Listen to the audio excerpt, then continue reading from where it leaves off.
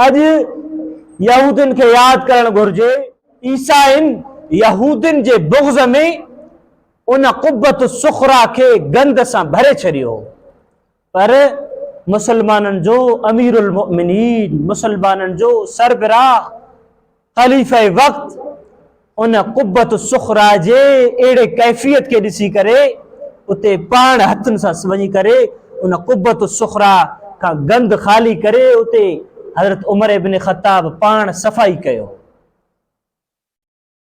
उन्हनि जे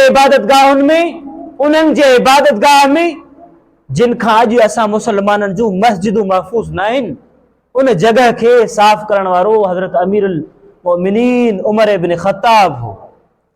हज़रत उमर इब्न ख़त्ताब क़ुब्बत सुखरा के साफ़ करे दुनिया जे यहूदन के पैगाम ॾिनो हो त तव्हां जी चाहियो तव्हां जी मर्ज़ी, लेकिन इस्लाम रवादारीअ जो मज़हब। पर अॼु उन्हनि यहूदन खां असां मुसलमाननि जूं इबादत गाहूं बि महफ़ूज़ न आहिनि।